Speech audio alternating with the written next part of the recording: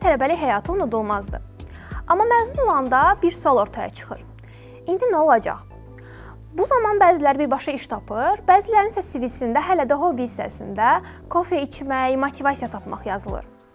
Universitetin məqsədi təkcə diplom vermək deyil, həm də tələbəyə yol göstərməkdir. Bugünkü sualımız da elə budur.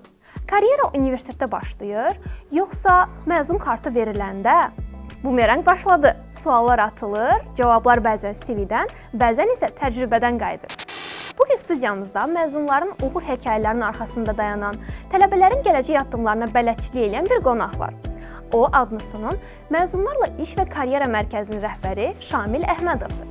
Xoş gəlmisiniz Şamil müəllim. Xoş gördük, mən də sizi salamlayıram. Məzun deyəndə çoxlar düşünür ki, bu sadəcə diplom alan şəxs deməkdir. Bəs sizcə məzun olmaq nə deməkdir? Təhsili bitirmək, yoxsa yenidən başlamaq? Ümumiyyətlə, məzun olmaq yeni bir həyata ilk addımlarını atmaq deməkdir və məzun olmaq tələbə olmaqdan qat-qat çətindir. Çünki normalda bizim bir mentorumuz, müəllimimiz olur, o bizə hər şeyi öyrədir. Amma vəziyyət gəlib real həyata çıxanda orada hər şeyi həyat özü bizə zaman-zaman zərbələrlə öyrədir. Və bu daha çətindir. Yəni biz semestr sonu kəsilsə ikinci imtahanı verə bilirik, amma həyatda ikinci imtahanın şansımız bəzən olmur.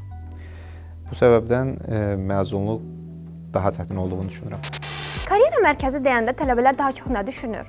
Orada daha çox iş təklif edirlər, yoxsa istiqamət, məsləhət və təcrübə verilir deyilir? Dediyiniz hər iki nüans orada var. İlk növbədə iş təklifi ilə bağlı biz müxtəlif şirkətlərə dəvət göndəririk. Çox zaman sırf Neft Sənaye Universiteti olduğundan dolayı bizə şirkətlər təkliflə gəlirlər və Sokardı, BPD, top şirkətlərin hamısı Azərbaycanda çalışan mühəndisliklə bağlı bizdə infosesiya keçirmək, tələbələri işə götürmək istəyir. Lakin bundan başqa tələbələr özləri də məsələn xaricdəki hər hansısa bir şirkətlərə və yaxud da Azərbaycan daxilində özlərinə maraqlı olan hər hansısa şirkətdə işləmək istəyəndə bizə yaxınlaşıb, məsəl üçün CV ilə bağlı, recommendation ilə bağlı belə deyək, məlumat alırlar, dəstək göstərməyimizi istəyirlər və biz bu mövzuda çox zaman süni intellektdən istifadə olmamasının tərəfinəyik. Çünki belə deyək, kiçik bir nümunə verim öz təcrübəmdən. 5 il öncə mən bir CV atmışdım tələbə olduğum vaxtlarda xarici şirkətlərdən birinə və top şirkətidir, ödənişləri çox yuxarı idi və onlara recommendation olaraq, motivation letter olaraq sadəcə öz düşüncələrimi yazmışdım. Heç AI-dən istifadə eləməmişdim. Mən ilk dəfə şoka düşmüşdüm ki, birinci dəfə məni kimsə həqiqətən müsahibəyə çağırır və bu proses, belə deyək də, həmişə bizə anlatılan kimi də, yəni realdır. Sadəcə yalandan çağırılıb ikinci mərhələdə drop eləmirlər, yəni bizə atmırlar. Bu baxımdan karyera mərkəzi həm də buna dəstək göstərir. Bəzən tələbələr deyir ki, mən iş tapmamışam. Amma bəzən iş özü səni tapır. Bəs sizcə LinkedIn profilində open to work yazmaq kifayətdirmi? Ümumiyyətlə, iş tapmaq məsələsi biraz bizdə daha fərqli yanaşılır məsələyə. Çox zaman normal şəraitdə öz zəhmətimizdən iş tapmağın çox çətin olduğu görsənir. Əslində isə bu qətiyyən belə deyil. Çünki biz bir yerlərə, müxtəlif şirkətlərə CV göndərəndə onlar CV-yə baxırlar, okey, amma hamının hər bir HR-ın CV ilə işləməyi və bu cürə proses aparmaq bu çətin məsələdir. Çünki sonsuz sayda CV gəlir və non-related, yəni əlaqəsiz CV-lər çox sayılıdır. Amma bunun əvəzinə biz məsələn keçirdiyimiz infosesiyalarda və yaxud da hər hansısa bir yerdə, hər hansısa bir konfransda, görüşdə, xarici ölkədə, nə bilim, travel eləyəndə təyyarədə yan-yana oturduğumuz bir adamla belə connection qurmağa başlasaq, yəni əlaqələr qurmağa başlasaq ki, məsələn, mən filan yerdə oxumuşam, filan yerdə çalışıram, siz nə işlə məşğulsunuz, bir münasibət kimi standart danışıq formasında danışsaq belə, o qarşıdakı adam da bizim haqqımızda fikir yarada bilər və ola bilər ki, çox əlaqəsiz bir yerdə biz elə bir insanla tanış ola bilərik ki, onunla həm iş həyatımız dəyişər, həm özəl həyatımız dəyişər. Yəni bunların hamısı bizim nə qədər həvəsli olduğumuzdan asılıdır və sözsüz ki, həvəslə birlikdə eyni şəkildə bilik və bacarıq da öz sözünü deyir.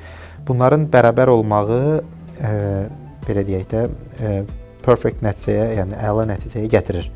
Amma bu çox az insanda belə olduğunu qeyd etmək istəyir. Şirkət nümayəndələri universitetə gələndə tələbələr daha çox sual verir, yoxsa CV paylayır? Şirkət nümayəndələrinin gəldiyi ilk 15 dəqiqə, yəni infosessiyanın başladığı vaxtı tələbələr çox çəkingən olur, heç nəyə danışmaq istəmirlər, heç nə sual vermək istəmirlər. Sadəcə stresli bir şəkildə əyləşib bitməyini gözləyirlər prosesin.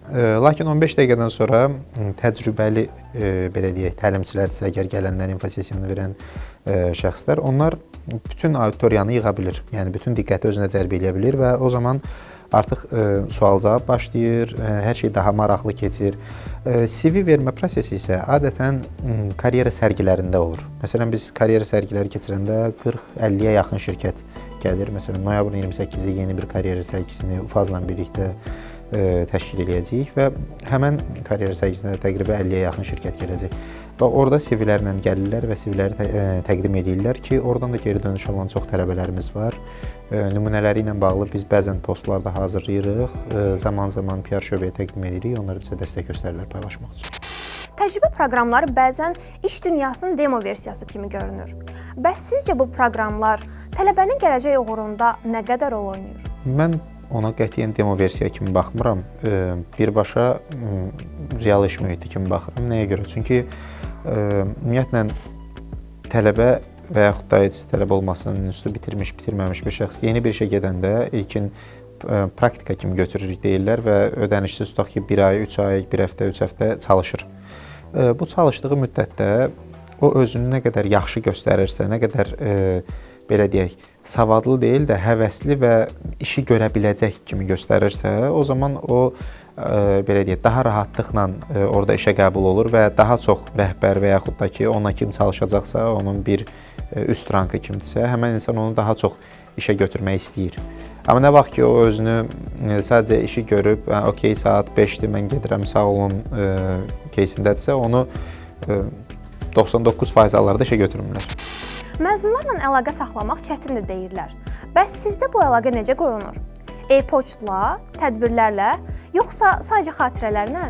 E-poçt dediyiniz versiya ən çətin olanıdır əlaqə qurmaq üçün. Çünki tələbələrin çox azı onu istifadə edir. Lakin görüşlər, məsələn, xatirələr dediyimiz və yaxud da bizim keçirdiyimiz məzunlarla olan görüşlər, yaratdığımız məzun assosiasiyasının gördüyü işlər, bunlar daha çox onlarla connection qurmağımıza dəstək göstərir və bu əlaqənin qurulmasında bir tərəfdən də məsələn, bizim iş prosesində lazım olan nələrsə icra edəndə biz artıq görürük ki, okey, burada tutaq ki, bizim bir məzunumuzun dəstəyi lazımdır və yaxud da əksinə məzun görür ki, Neft Sənaye Universitetindən bir, tutaq ki, sənəd almalıyam filan məsələ ilə bağlı və o bizə gələndə biz çalışırıq ki, karyera mərkəzinə hər dəfə onlar gələndə dəvət edək, görüşlər keçirək. Bəlkə məsələn biz karyera mərkəziyikdə biz tələbələrin hamısını şəxsən tanımağımız mümkün deyil. Amma hər gələn tələbə ilə biz tanış oluruq, məzunla tanış oluruq, onlarla müəyyən belə deyək, yeni əlaqələrin, yeni korporativ mühitdə, iş mühitində necə əlaqə qura biləriksə, necə bizə dəstək ola bilərlər, necə biz onlara dəstək ola bilərik, bunları müzakirə edirik ki, bu ümumiyyətlə dünya reytinqindəki universitetlərin də təcrübəsində var. Məsələn, QS reytinqdə employability rate var, yəni employment rate var. O nədir? Bizim məzunların nə qədəri, neçə faizi işləyir və yaxud da hansı şirkətlərdə işləyir və yaxud da bizim top alümnilərimiz hansılarda alümni impact var, orada hansı ən yuxarı rankingdə olan belə deyək, məzunlar harda çalışır. Bu məsələləri bizim araşdırmağımız üçün məzunlarla əlaqə qurmağımız bir mənalı lazımdır. Eyni şəkildə bizim həm də bir platformamız var, məzun platforması. Biz onun üzərindən də əlaqə qururuq. Bu hələ inkişaf prosesindədir, müəyyən müddət çəkəcək, amma düşünürəm ki, tamamlanandan sonra bütün universitetdə bunu tətbiq edə biləcəyik. Əlavə olaraq dediyiniz əlaqə vasitələrinə WhatsApp-ı da əlavə etmək olar, çünki indiyə qədər olan müxtəlif belə deyək də Təhsil Nazirliyinin və yaxud da TKT-nın yaratdığı məsələn sabah qrupları məsələn yaradılan onların və yaxud da digər bu tipli ixtisasların indiyə qədər istifadə etdiyi təcrübə olan WhatsApp qrup məsələsi həqiqətən dəstək göstərir. Və bunun da bizdə də var eyni cür WhatsApp qrupumuz və orada da close to bir neçə WhatsApp qrupumuz var. Hər birisində close 2000-ə yaxın məzun var və onlarla da biz bütün gələn məlumatları, sərgiləri, görüşləri paylaşırıq ki, istədiklərində gəlib iştirak edə bilsinlər. Bəzən tələbələr öz uğur hekayələrini paylaşmaqdan çəkinirlər. Bəs sizcə bu hekayələr paylaşılanda ən çox kim motivasiya olur? Tələbə, yoxsa onu yetişdirən müəllim? Bu baxır hansı rakursdan məsələyə baxırıq. Əgər məsələn tədris edən kimi baxsaq, tutaq ki, mən yetişdirdiyim tələbələrin yaxşı bir şirkətlərdə çalışdığına çox sevinirəm və yaxud da belə bir geri dönüşlər alanda ki, okey müəllim, mən CV atdım, falan yerə qəbul oldum, təşəkkür edirəm, falan şeyləri öyrətmişdiniz, şimdi istifadə edirdim. Bunlar çox möhtəşəmdir. Yəni həqiqətən həm müsbət təsir edir, həm müəllimin eqosunu tatmin edir. Ümumiyyətlə hər şeyə müsbət təsir edir tədris edən baxımdan. Amma bir tərəfdən də tələbələrin məsəl üçün biz infosessiyalar keçirəndə həmişə şirkətə deyirik ki, sizin şirkətinizdə Neft Sənaye Universitetinin məzunu varsa, xahiş edirik onunla birlikdə gəlin və o da at least ən azı bir 5-10 dəqiqəlik çıxış eləsin və öz həyat hekayəsini, uğurunu, ümumiyyətlə öz işi ilə bağlı məlumat versin ki, tələbələr hiss eləsin ki, bizlərdən bəziləri də həmən o tələbədir. Yəni 1 il sonra, 2 il sonra, 5 il sonra biz orada olacağıq. Buna nümunə məsəl üçün müxtəlif şirkətlər gəldi. Ən son Caspian-Geo gəlmişdi və yaxud da BP-dən, Sokardan, digər istənilən şirkətdən gələndə biz deyirdik, eyni кейsi gəlsinlər məzunlar və ən son 3 məzunumuzla gəlmişdi şirkətlərdən biri və çox super idi. Çünki uşaqlar şirkət rəhbərlərinin danışığını dinlədilər, məlumat aldılar, düzdür, amma məzunlarımız danışanda rəsmən yəni heyran olmuşlar da. Onlarda çox həvəs vardı ki, biz də belə ola bilərik, bizdə də belədir. Hətta onlar çox belə deyək də brief danışmamışdılar, tam ətraflı məlumat vermişdilər hər şey haqqında və o çox xoşuna gəlmişdi. Sözün əsl mənasında xoşuna gəlmişdi tələbələrin. Hətta bizə bundan sonrakı infosessiyalarda da eyni cür məzunları çağırmağı xahiş etmişdilər. Karyera mərkəzi tələbəyə iş tapmaqdan əlavə necə kömək eləyir? Əlaqə, özünü tanımaq, yoxsa reallıq testi? Karyera mərkəzi əsasən tələbəyə motivasiya və müəyyən dərəcədə də reallıq testi qazandırır. Nə mənada? Məsələn, bizim mərkəzimizdə demək olar ki, 2 aydan, 3 aydan bir və yaxud da ayda ən azı bir dəfə müxtəlif şirkətlərin kadrlar şöbəsinin müdirləri, yəni HR-ları gəlir və onlar belə deyək, təcrübə proqramı üçünmü deyək və yaxud da işə götürən qismində bizim 4-cü kurs, 3-cü kurs tələbələri ilə maraqlanır. Müxtəlif şirkətləri də buna nümunə gətirə bilərik. Məsələn, ATS Food və yaxud da digərləri. Həmən şirkət nümayəndələri ümumiyyətlə tələbələri reallıqla tanış edir. Necə? Suallar verilir və tələbələrin bəzən buna cavab vermək bacarığı olmur və yaxud da yetərincə olmur. Və onda artıq onlar nəyəsə dərk edirlər ki, okey, mən bunu öyrənməmişəm, bunu eləməmişəm, qoy bunu növbəti dəfə üçün edeyim. Çünki hələ ki bitirməyiblər institutu və hazırlaşırlar. Yəni yeni nəzərsə öyrənə bilərlər. Həmçinin əlaqə mənasında iştirak etdikləri infosessiyalar və yaxud da görüşlər onlara dəstək göstərir. Lakin hamısından daha çox qeyd etdiyim kimi motivasiya məsələsi. Çünki istənilən tələbə hələ oxuduğu dövrdə və yaxud da ki, təzə bitiribsə universiteti, o birbaşa işləyə biləcəyini düşünmür, çəkinir çox zaman. Bu motivasiyanı vermək də bizim Məzunlarla İş və Karyera Mərkəzinin əsas məqsədlərindən biridir. Məzunla iş dünyası ilk dəfə görüşəndə sizcə daha çox kim həyəcanlanır?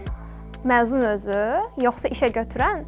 Burada hər iki tərəfin həvəsli və həyəcanlı olduğunu düşünürəm. Nəyə görə? Çünki istənilən halda məzun ilk dəfə hardasa işləməyə başlayacaq və bu ona çox maraqlı gəlir. Məsələn, o nə qədər müsbət tərəflərini desək də, mənfi tərəflərdən, məsələn, toksik mühitdə işləyəcəyini bilmir və yaxud da non-toksik, möhtəşəm bir mühitdə işləyəcəyini bilmir. Yəni, bunların hamısı çalışacağı şirkətdən və olacağı pozisiyadan asılıdır. O səbəbdən məzun çox həvəsli olur və həyəcanlı olur.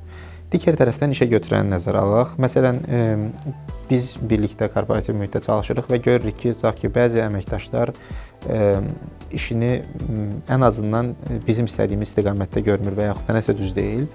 Bu avtomatik yeni bir şəxsin ora gələ biləcəyini göstərir. Və işə götürən də işə qəbul prosesinə daxil olanda gördüyü məzun əgər hiss edir ki, okey, bu super tələbədir və yaxud da bu super məzundur, bu burada işləsə hər şey daha yaxşı olacaq, daha əla olacaq. O zaman bu avtomatik onu da həyəcanlandırır ki, okey, mən işimdəki bir problemi həll etdim. Hər şey daha yaxşı olacaq. Karyera qurmaq üçün bəzən illərlə təcrübə lazım olur, bəzən isə sadəcə bir düzgün əlaqə. Bəs sizcə bu gün uğurun açarı bilikdədir, yoxsa şəbəkədə? Bu mənim şəxsi fikrimdir ki, ümumiyyətlə uğurun açarı əlaqələrdə və bacarıqdadır. Çünki onsuz da heç bir biliksiz insanı istənilən işə götürə bilməz ki, at least 1 gün, 2 gün, 5 gün nə vaxtsa bu məsələnin yerində, qaydasında olmadığını görəcək və vəziyyəti dəyişdirməyə çalışacaq. Amma bacarıq elə bir nüansdır ki, məsələn, işdə hamımızın bildiyi kimi hər zaman hər hansısa bir gözləmədiyimiz problem çıxa bilər. Və bu gözləmədiyimiz problem çıxanda biz belə deyək də çalışdığımız strukturda bir üst ranka gedib, bizim belə bir problemimiz var, nə edeyim demək əvəzinə biz buna həll yolu ilə gedirsə ki, biz belə eləmək istəyirik, uyğundurmu sizə? Bu avtomatik onu o şəxsi də həm korporativ mühitdə dəyərini artırır, həm də daha bacarıqlı olduğunu və bilikli olduğunu göstərir. Çünki bacarıq olsa belə, əgər bilik yoxdursa, o bacarığı yəni o bacarıq olsa belə bilməyəcək necə sübut eləsin ki, mən bunu belə eləsəm yaxşı olacaq. Amma hamısı birlikdə və bunlardan da önəmlisi insanın şəxsi keyfiyyətləridir.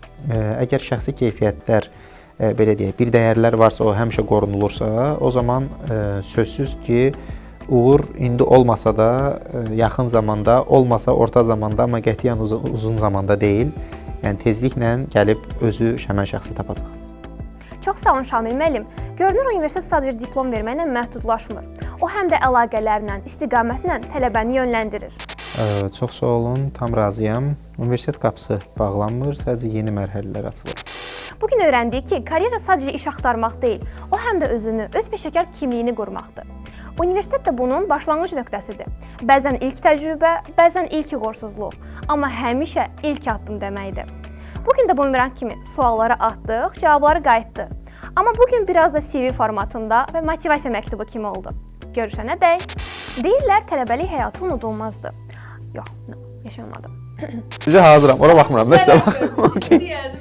Ya daha worst case-i göstərəcəm sizə indi, bəzən baxarsın. Bugün studiyamızda Taşmışam, 5 dəfə taşdım. Ümid edirik ki, elədir. İmtahanım var, bugün imtahandan çıxıb gəlmişəm. Axır kəsərsən. Lap yaxşıdır, həm də problem olmur.